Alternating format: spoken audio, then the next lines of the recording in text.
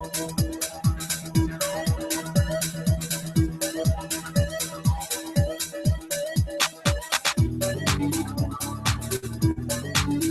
listening to Journeys with Rebecca Jernigan and myself, JP, on YouTube, on Wolf Spirit TV. How exciting! Let's journey into the unknown.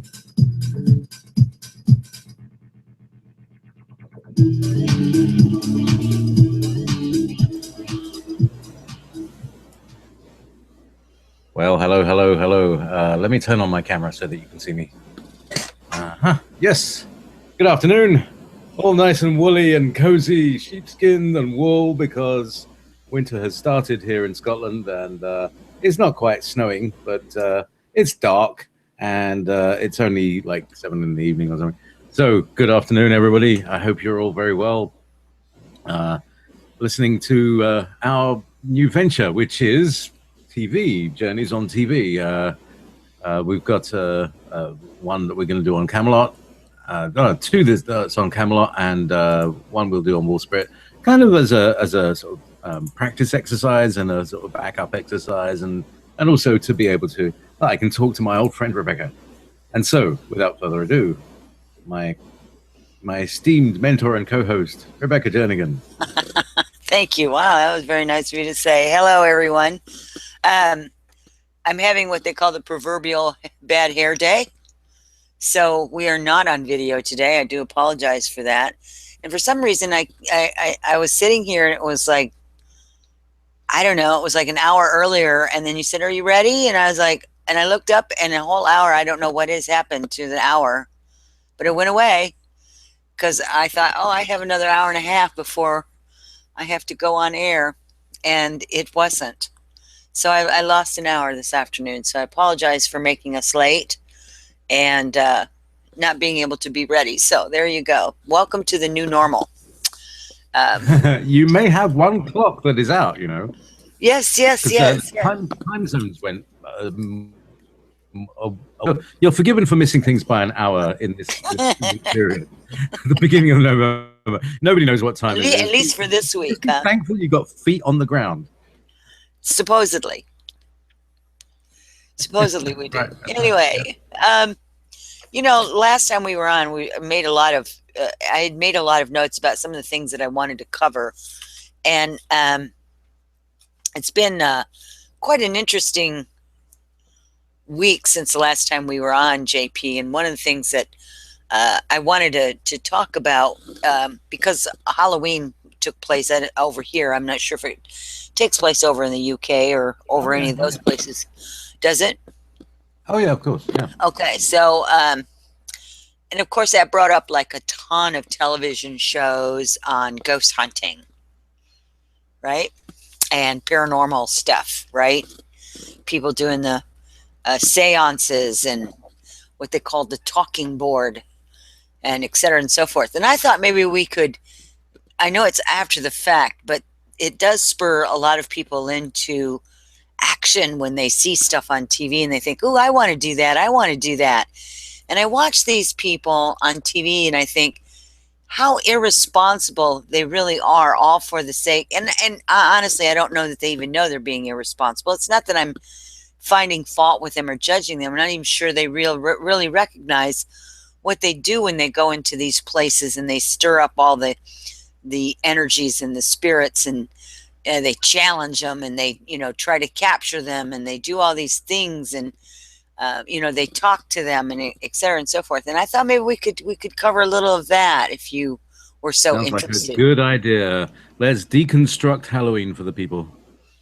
And of course, now that all being said, there's a lot of people who give you flack about what really Halloween is. And again, I would tell the people that it depends on what culture you're from as to where Halloween stems from.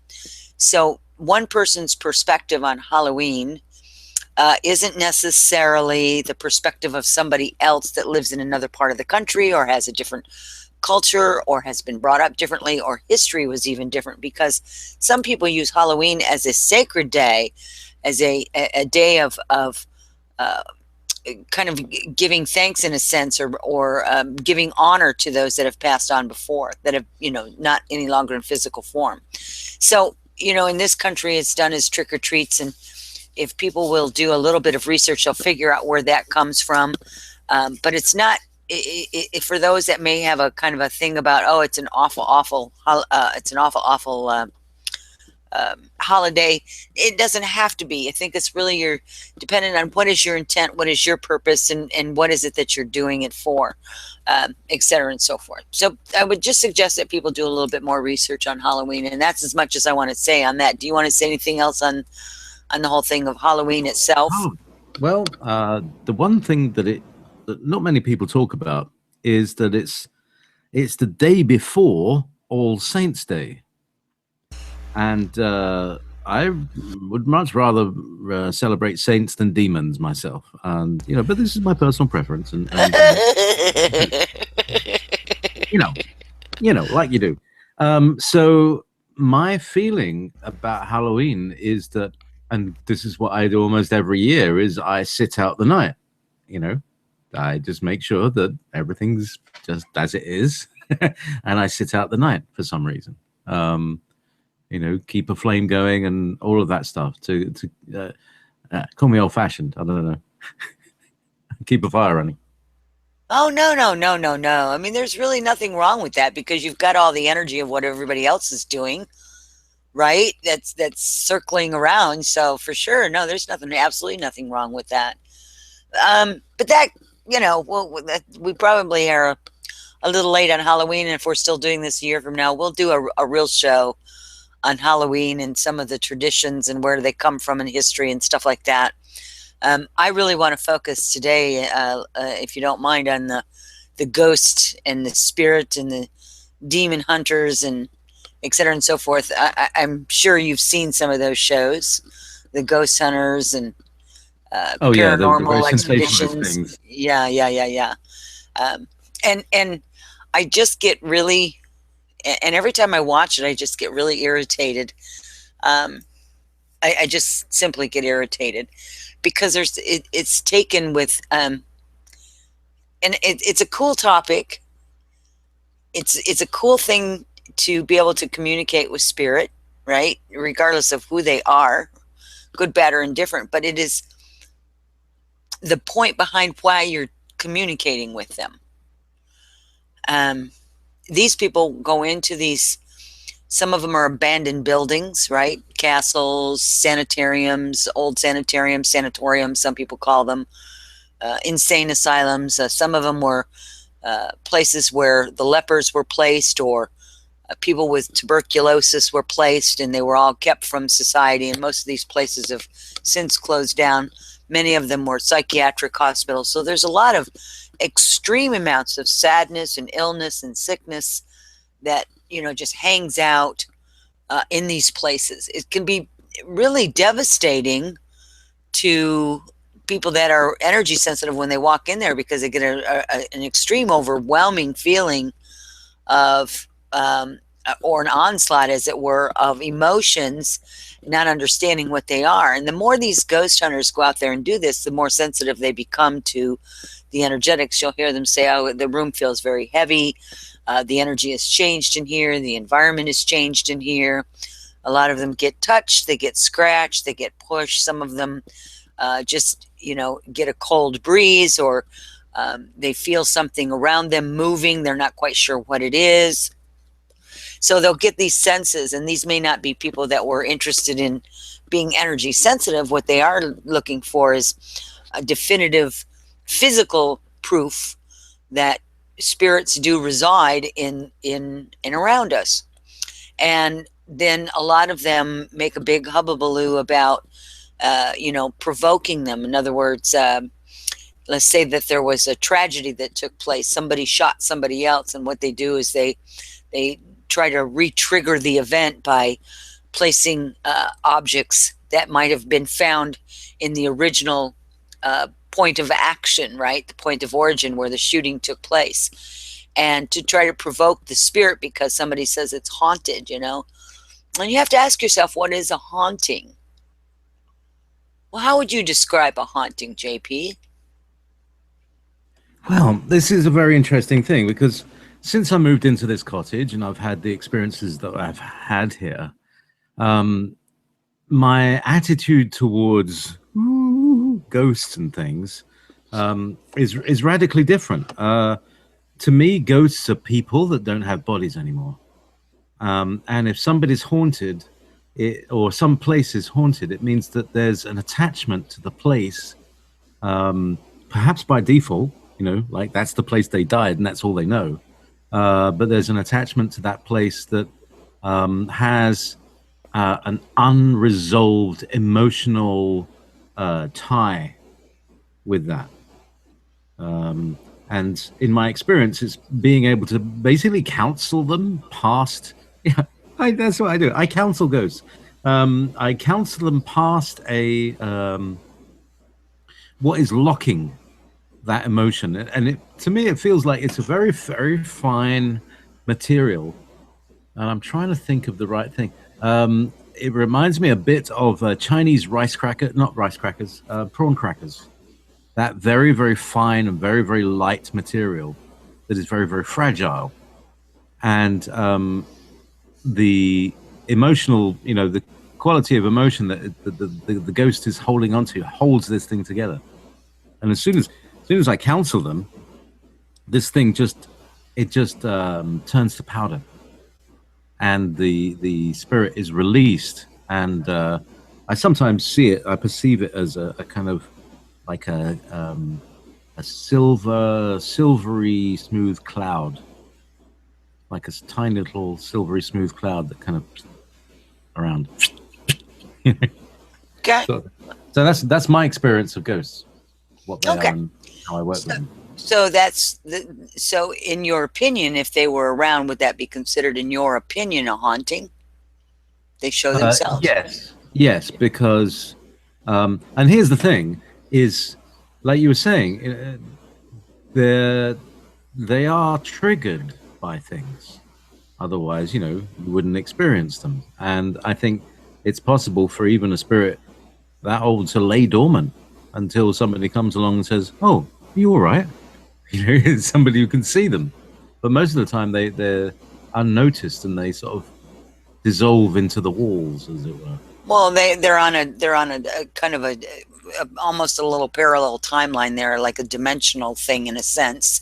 I don't really know how to explain it. So the reason why I was asking you these questions is not to see if you had any knowledge on the topic, but was to see your viewpoint, okay, on what you thought a haunting was and what you thought a ghost was.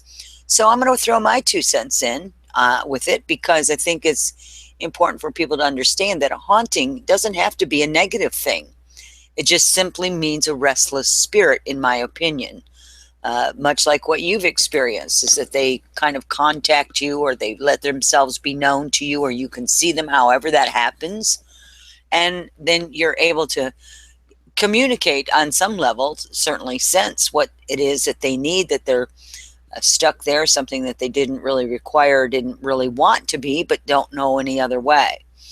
So beyond that, let's talk a little bit about the different kinds of the different reasons, I would suppose would be a better way of saying it, that we would find ghosts, so to speak, attached. And I think you hit most of it, but I want to expand on it a little bit. I do believe that there's something that, and it's usually a trauma. It's very rarely a positive thing as to why they hang around. Yeah, as far as being attached, I mean, like connected in some energetic way. So it's almost always a trauma. Some things are a residual energy, and I know I've talked about this, but I'm going to bring it up here today in case there's people that haven't heard this before. Residual energy is some people can mistake that as a haunting or ghost activity or paranormal activity. And generally speaking, that's usually an action that's being perceived, such as every day at around the same time. It's usually like a chair maybe moving, or a loud bang, or you get a same sensation, a wind blowing through your house every day at the same time, whatever the case is. Usually, not always, but you have to be able to, when you're walking in those places, to see if something is residual or if it's attached. Residual is just an echo. That's all it is. It's an echo, echo, echo, echo, echo, echo. And how far does an echo go if you're not listening? Who knows? Infinity and back? Who knows? Right? I don't know that there's a scientific conclusion to what happens to an echo when we turn our attention away from it. Does it still go on in some manner? I would imagine it's like the proverbial pebble in a pond, right? So residual to me is like an echo. You can clear those out by disrupting the echo field if you know what you're doing and know what you're looking for. But again, this takes some practice. You can't just barge in someplace and say, oh, well, that's, identify something as residual, and when in fact it's an attachment to whatever, either the place, the event, or an object. That's psychometry is an object that still has some kind of a form of attachment to whomever the wearer or the bearer is of the object. That's a kind of a different thing. So when we have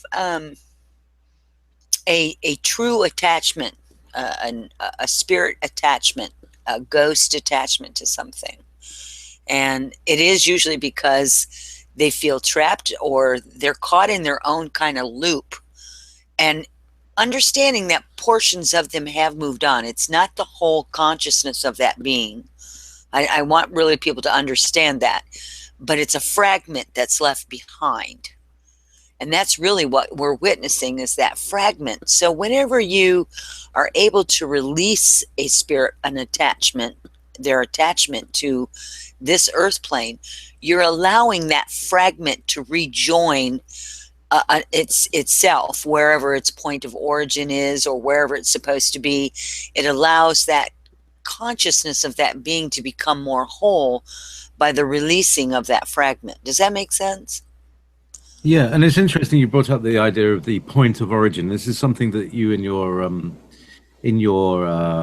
therapy sessions, or whatever you might want to call them, past life regressions, timeline integrations. Exactly, and it's the timeline integration that essentially is the thing that kind of cures the ghost, as it were, because it basically helps them to reconnect with that part where they were fragmented and where they remain forever. The process is very similar from what a physical human being would go to, is by figuring out where does it start from and releasing that, integrating it, so that portion of that unresolved issue within your own karmic life cycle is no longer fragmented. It's more whole, it's more complete. You pull it into yourself, it's resolved, and then you can move even more forward. And that's what happens with a ghost entity as well. When you release them in the work that you do, and I do the same thing whenever I see one, I just want to make sure that there's nothing else holding it there, or it's fearful or whatever, because a lot of these entities were in a state of fear when they passed over. And fear is a huge hurdle for anyone to overcome, is to release that fear, know that it's going to be okay, that they don't have to keep repeating this, right? But it's also very, very, very positive thing when you can do that.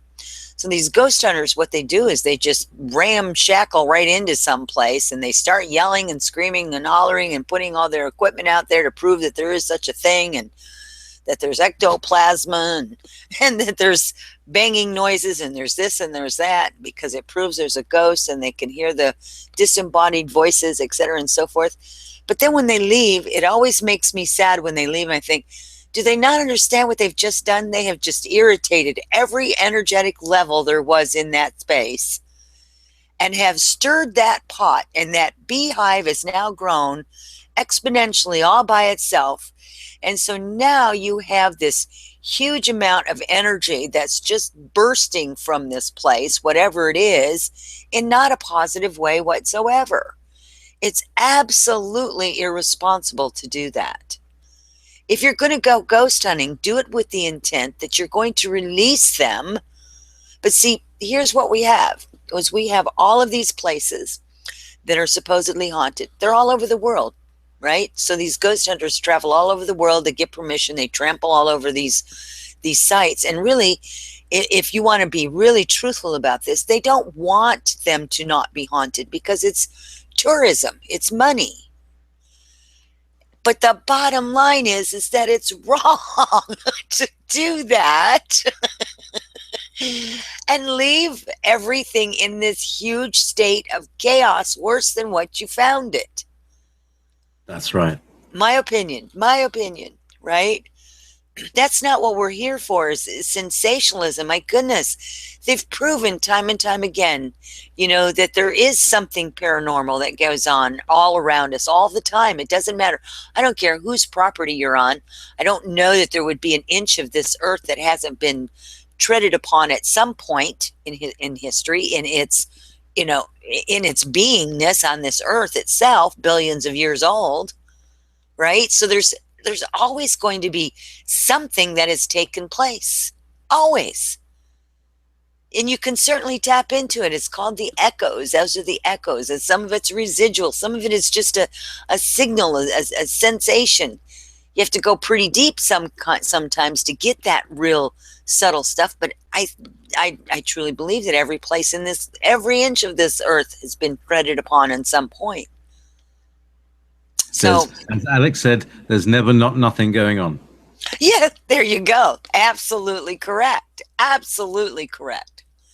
So for these ghost hunters out there, and I rather doubt that anybody in the ghost hunting field will be listening to this broadcast. However, if they do get a hold of it, I would implore you, I would plead with you that if you want to do something sensational for TV, please by all means do. But before you leave, make sure you let those beings rest. Make sure you put them at ease.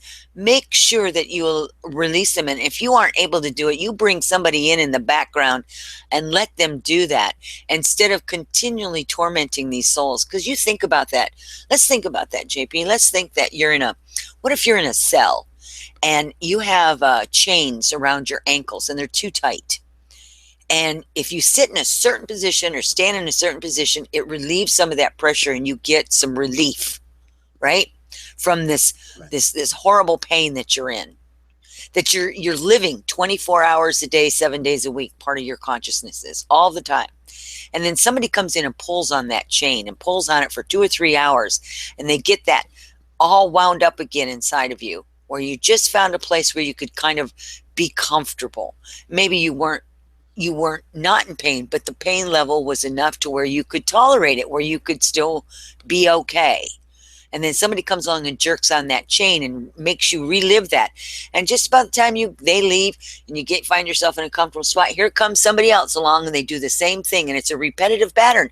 You are not only tormented by what it was that put you in those chains, but then by those that come and jerk on the chains afterwards, repetitively. Because it's not something we can see, we don't take it as a negative thing that we're doing, because after all, it's just a spirit. Well, hello, who do you think you are if you're not in physical form? So to me, it's a form of torture for these entities that don't have any release, and they keep getting agitated. And once they settle down, somebody else has to come along and bring it all back up and agitate them again.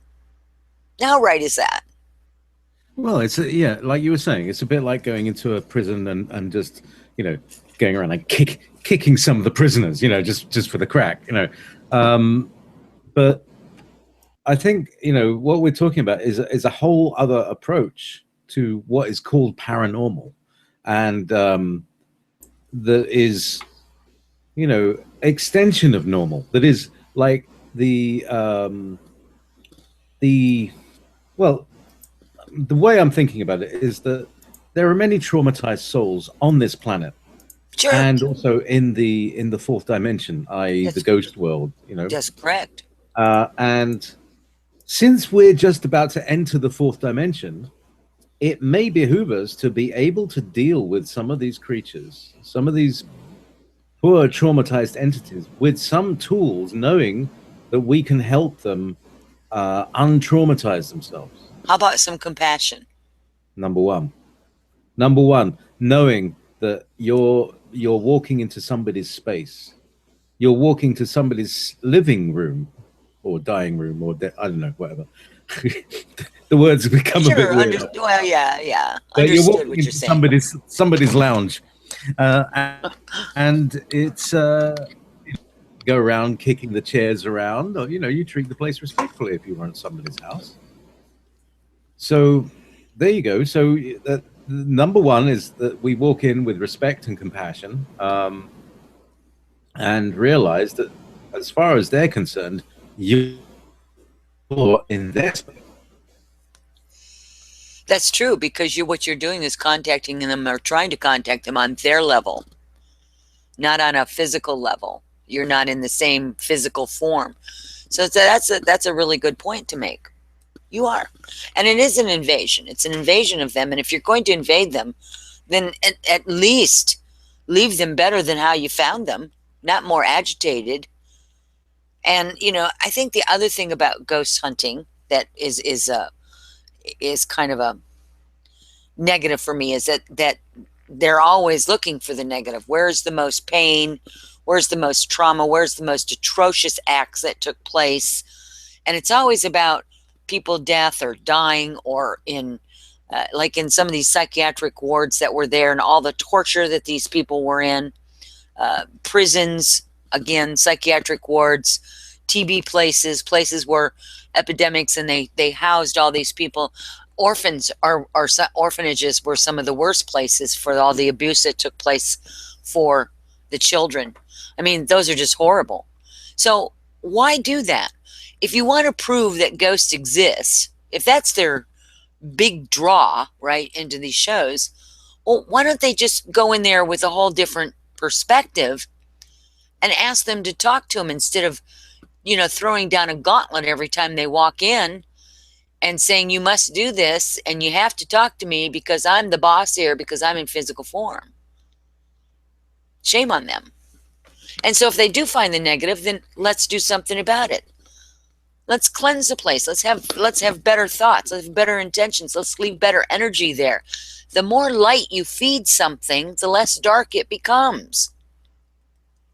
Makes sense?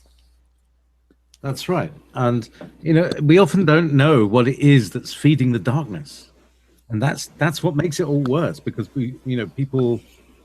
Hey, it's a bit like with the dog, right?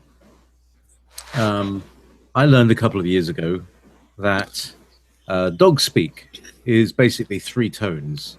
The very high tone is like, hello, I like you. Yeah, you're very nice. Can we play? And then there's the gruff, arr, arr, arr, the bark, which is a warning, and, hey, wait, kind of thing. And the growl is, I'm going to hurt you very much. Now you're in trouble. Yeah. Yeah, now you're in trouble. Okay, so there's the 3 tones. And what happens is that people, the dog starts barking about something. You say, I need to warn you about that person, or this, that, or the other. And then they start squealing at the dog. And so the dog's getting really confused, because the dog's jumping up and down and very, very excitable, because you're giving it the excitable sounds. But the message is not getting through. So he's trying to warn you as well. So he's just barking more. And it's a matter of not understanding the signals that we're giving off as far as the others are interpreting it. Communication is 99% about what's being received, about listening. And okay, so you know what? Let me tell us about this, because I think you've got some insights on this. Yeah, let me take that one step further. The reason why, JP, that we do what we do, and you gave a really, really good example with the dog thing, right? Can't understand why our dogs misbehave. And yet, we talk to them and we rile them up and we get them all excited. They get excited and then they pay no attention to you. And I'll tell you where that comes from. For years, our societies have been telling us that us, that we're the only things out there. We're the best game in town. And that all others are subservient to us. They're just animals, or just plants, or just. Does that make sense? Yeah, we're known as less than. We're, you know, that's part of the No, whole we're original known as sin. where we've been taught that we are the highest authority on everything, that man is it. All right, yeah, but individually with our religions, we're taught that we're not. We're taught, you know, we're just rubbish. We're just viruses. Well, it absolutely is. But what I'm saying is with the idea of our societies teaching us that there is nothing higher than ourselves, that we're the highest game in town, human beings on this earth planet, right? So we walk around as an individual, you know, talking to animals and everything else as if they were lesser beings than us, because we're the authority, because we are human. We're male and female. We're human. Now, again, what religions and schools and other things teach us is in contradiction to that. I'm talking about as an overall thing. Science has told us there's nothing else out there. I don't care how many gazillion trillions of stars there are out there. We're the only game in town. There's nothing other than the human. We have reached the pinnacle of manifestation of the highest authority. We're it. So everything should cow down to us, right? So when we communicate with animals, when we communicate with them, we don't, like you said, we don't realize what we're doing. We have to be more cognizant, more self-aware. What kind of energy am I giving off today? What am I really teaching this dog, this animal, this student, this person? What am I really sharing with them silently? Not in words, but with our energetics. Same thing with ghost hunting. We go in there with, you know, the guns blaring kind of a thing. That's the presence that's going to stir stuff up even before anybody gets there, because we aren't the only game in town. There are things that reside with us, next to us, even if we can or cannot see them. Most people can't. That's why they're relying on these electronic gadgetries, right? So anyway, so just if you're going to ghost hunt, there's some things that I would like to say for people. It's great to go get, what do they call those? ML meter and the EMF detectors and digital recorders, and they have thermal cameras. They have what's those other cameras that they shines like dots everywhere, and if something shows up, it makes the dots move.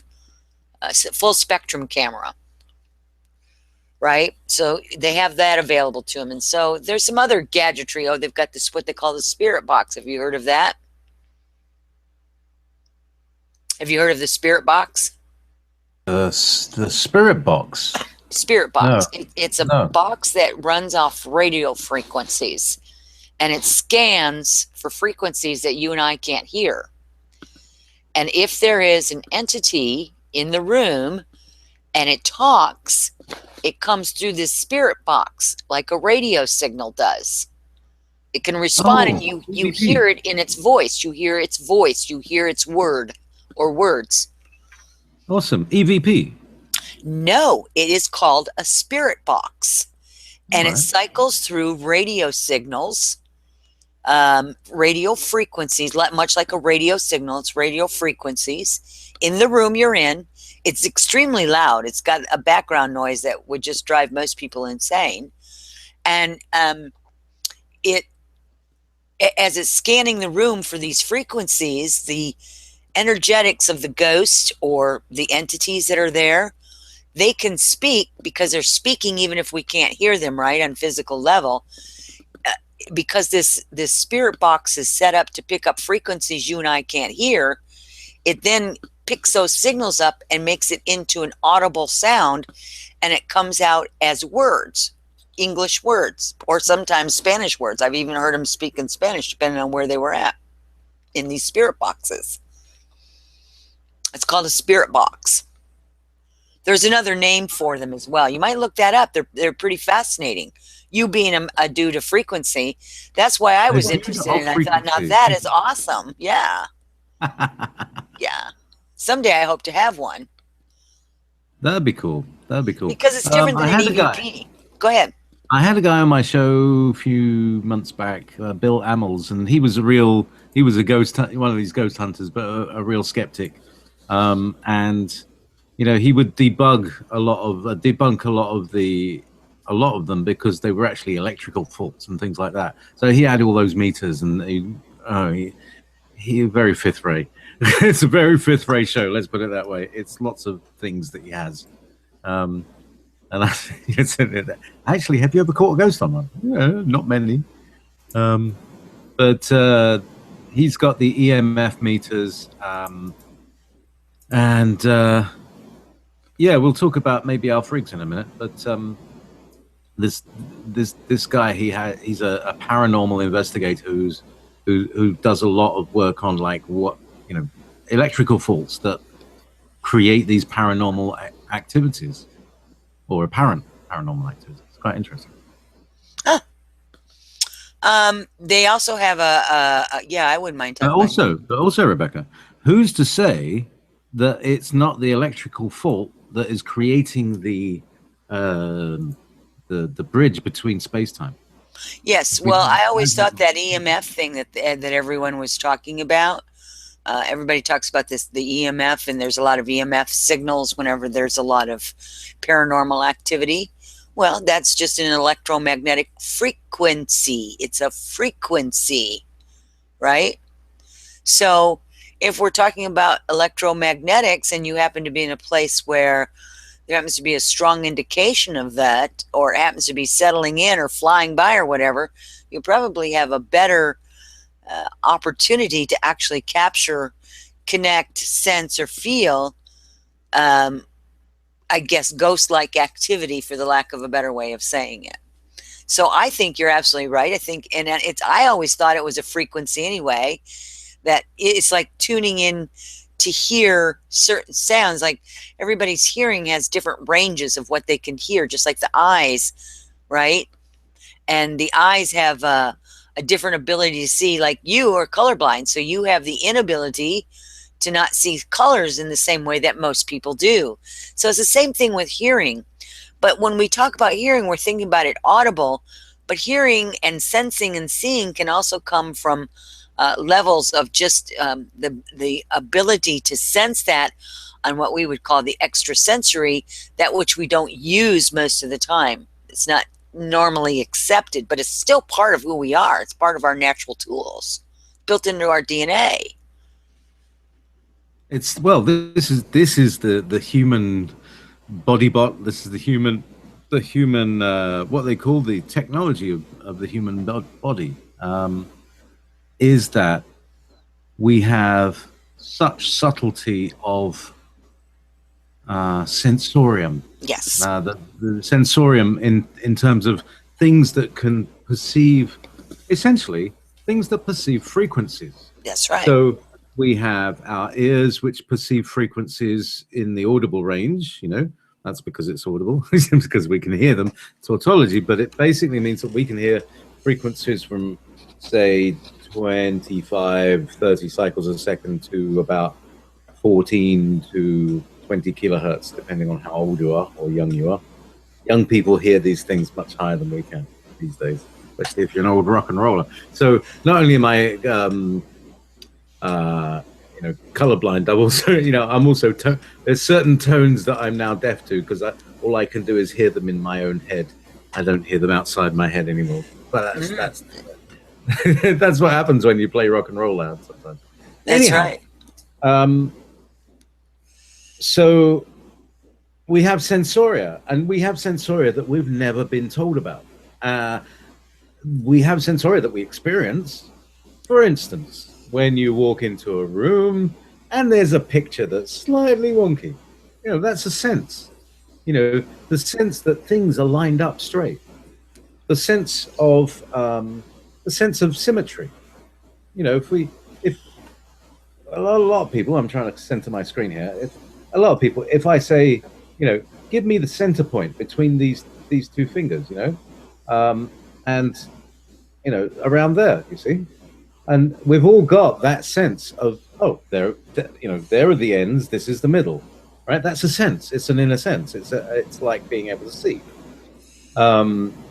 and that is what we call a sense of balance, and that goes with our inner ear and our brain and our eyes and areas and all this stuff. So there are many senses beyond just hearing, just smelling, just seeing. Another one is what people call the vibe of somebody. Right. Oh, I don't like that person's vibe. Right. That's a vibration. And what are you perceiving that with? Could be your skin.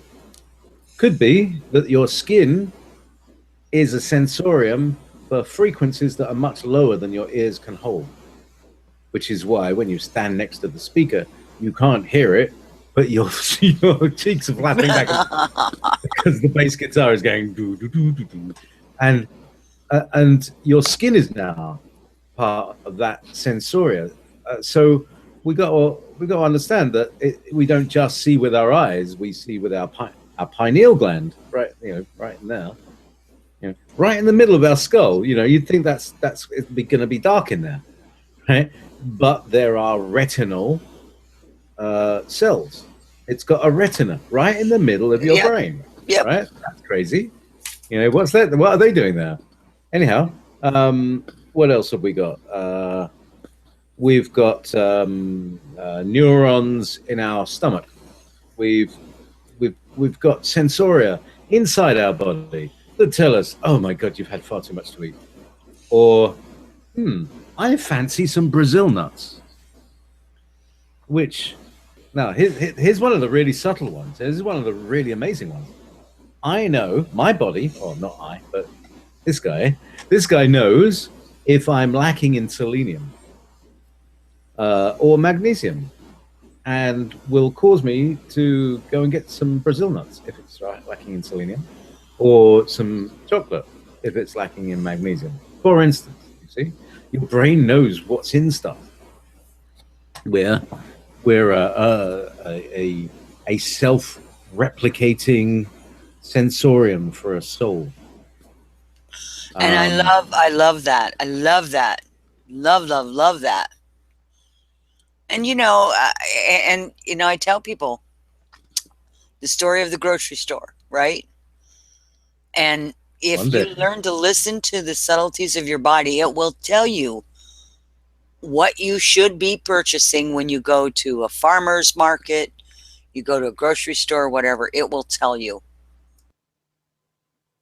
Okay, so that cuts a little bit off of the ghost hunting. However, it's also a more complete description of how we're sensing things. How do we pick things up? We've all had those moments when we've stood somewhere and the hairs on the back of your head will stand up because somewhere you sense something before you can even see it, before you even know it's there, before you even know it's coming or arrives, rather, right?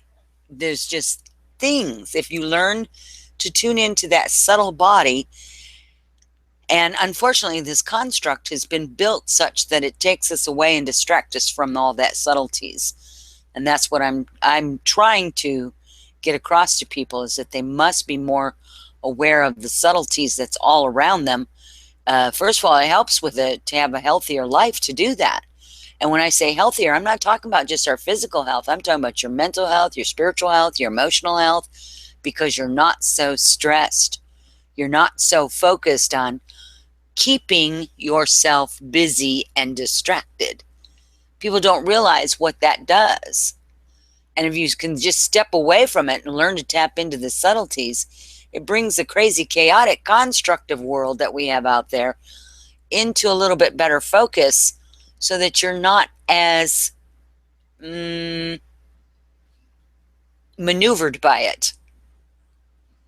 You can learn to separate yourself from what is construct and what is real for you. Make sense? Am I saying that right? Yeah. Well, we've got the. Now, who was it? Somebody was talking about the construct the other day. They sort of found something that was like, wow, that's really it. So the construct is about. Would you say that the construct is exactly the same as how they describe the archonic grid? It is very, very, very similar in my understanding of it.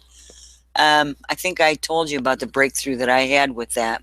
I've been talking about the construct for years, and I said it was something that was created, and it was created through technology that far surpasses what we currently understand, right?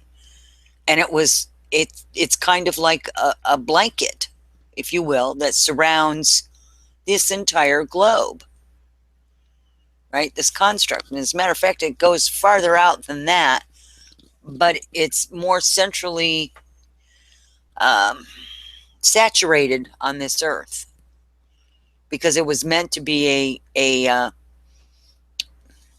was meant to be a controlling mechanism. Done pretty well with that, I think. And it got programmed, right? And years back, I was talking about it. I said, but here's the deal that, well, I wasn't, the Elohim were. They were talking about it, and they said, you know, the thing about the construct is they realized that once they built it, that it wouldn't last forever because they did know that the energetics would shift. And in order to keep the construct in place, they would have to rebuild it in some manner, restructure it in some manner. And those that originally started it couldn't pass along all this information because there were so many hands in it. So the archonic grid that you have talked about, that I've heard vaguely people talk about, seems to me like that may be the same or similar thing that the Elohim have talked to me, and they've always called it the construct. Some people called it the matrix. They've always called it the construct because it was constructed. Okay, so what I've been learning about the construct is that it's something to do with the planet Saturn and the moon. Does that match with your information? Not entirely, but go ahead. The rings of Saturn are the antenna. Much as you have what's called a beam antenna, which is a large antenna and then an array of slightly smaller ones as it goes down a long stick. And you use you have these on top of houses. You see them all the time. They have a kind of slightly tapering element as it goes along. Anyway, so you have Saturn, which has a large ring. Right. That ring, like the ripples, the ring ripples out, and then our moon presumably has a smaller ring that will focus that back down onto Earth, like a kind of big satellite dish. And that's how the archonic grid is fed. Presumably, there are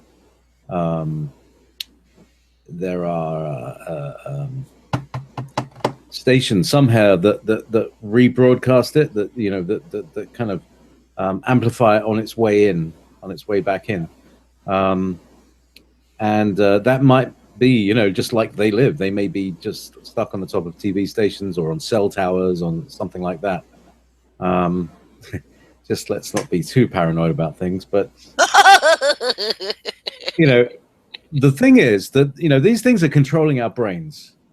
They're working on a frequency that they know affects us, that we don't know affects us. Correct. And so what we need to do is bring those two together, that we know what they're doing and we know what frequency they're doing it on, so that we can build effective tinfoil helmets or whatever is needed, or maybe even dismantle their facilities, so that, or find some way of mitigating, like lots of people put pieces of orgonite around cell towers to disrupt the negative effects of them. Correct. There's a lot of things we can do. That's a whole nother show. Matter of fact, if you want to talk about that over the next week or two, I'd be happy to get into that with you. I mean, really drill down into this construct thing. That would be wonderful. Oh, we should do a series on the construct. Yeah, because it's actually a ideal for this medium. Oh, it's extremely intensive. There's layers upon layers upon layers upon layers of it. And the Elohim have talked to me for years about it. And so I have all this built up information, and it's time for me to get it out. So I would love to share it. And again, it comes from their perspective, so it's not like it may maybe not. that's what we're supposed to be doing on Monday nights. Okay, well, we can certainly work on that for at least a few weeks and see what happens after that. See where people take it. Yeah, absolutely. What I would love to do right now is talk about a couple of different things, kind of moving off the topic because we're getting close to our hour time here. I have recently completed 99.9% completed my first book in the series of the trilogy of The Great Revealing. And it will be coming out probably at the first part of December. I was hoping to have it out before then, but I don't know that I'm going to get that done because I still haven't got the website built, and there's some tweaking that needs to be done. But it's called The Great Revealing: Uncovering Humanity's Beginnings, History, and Hidden Truths. This was done in channeling sessions as well as just my own conscious awareness and conversations that I've had with the Elohim, and have recorded them in some manner, and they are now in a book. The second and third portions of the book, The Great Revealing, will be getting into more and more of the history, the humanity's beginnings, but my Elohim love questions, so they're big on the question thing. They're driven by asking questions, and I've told everyone before, they don't just spoon feed me information. If I don't ask the right question, I don't get any answers. I have to ask the questions of them in order for even me to communicate with them, and this is the way that they do that. They ask for the question, and if the question isn't asked properly, they have no answer, so they'll ask you to repeat it again. But I'm having my first session in years this Sunday, November 8th. I think it's at 11 a.m. I would actually have to look at that because I've scheduled so many shows here this last couple of weeks. I've actually forgotten what all I'm doing. I've got four shows, events and shows, both of that coming up. And I would love for people to join in because some of the questions that are hopefully will be asked will also be part of the next series of books as well. So I'm hoping that people will join up. Saturday the 7th will be the last day that you can join in, so that I know exactly when everyone will be, how many people will be attending, so I know what kind of venue to put it on. And I'm sorry, it's at noon Central Time on Sunday. So I'd love people to join in on that, and you included.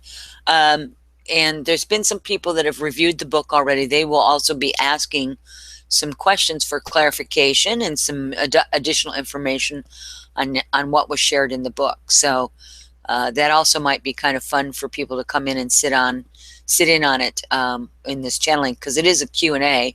They have messages that they'll be sharing, and then they will be opening it up to questions. It will be recorded, and it will be available for download if you're not able to attend the live session with them. But it's always better if you can ask questions when they're live on the air as opposed to just listening. So if you have the opportunity, it's inexpensive.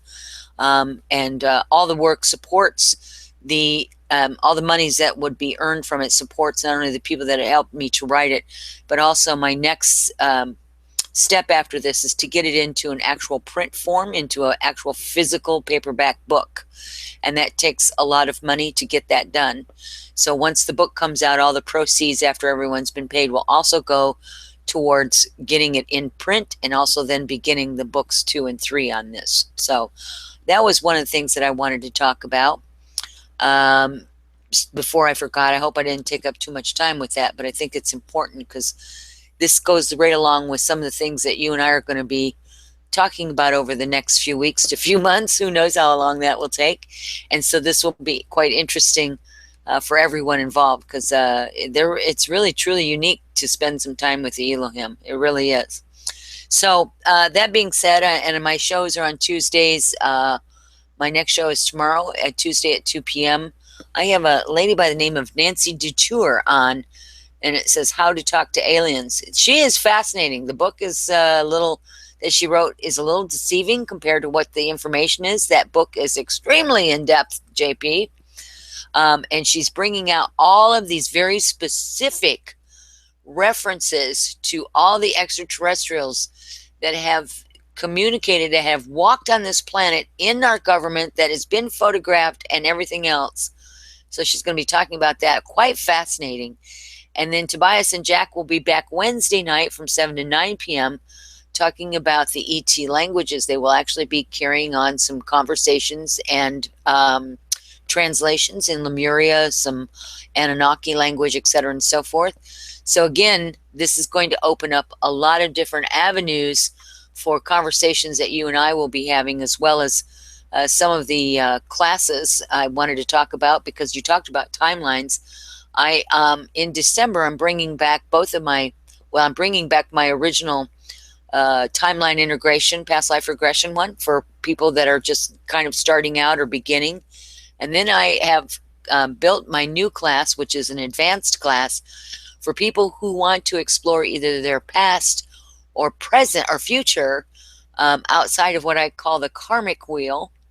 And that's the reincarnation over and over again on the earth plane. Where did you come from before then? Allow you to be able to meet your soul groups, maybe from a planet that you used to call home. It's going to be very, very special class, and it's very limited. Only 4 people will be allowed in this class. So if it's something you think you want to do, please do go to the website and sign up, because once the 4 are there, I'm closing the class off until next year when I do one more other than that. So I just wanted to let people know that I was doing the advanced timeline class, which again goes kind of right along with, energetics. And I mean, nothing is really separate from each other when you start thinking about it, JP?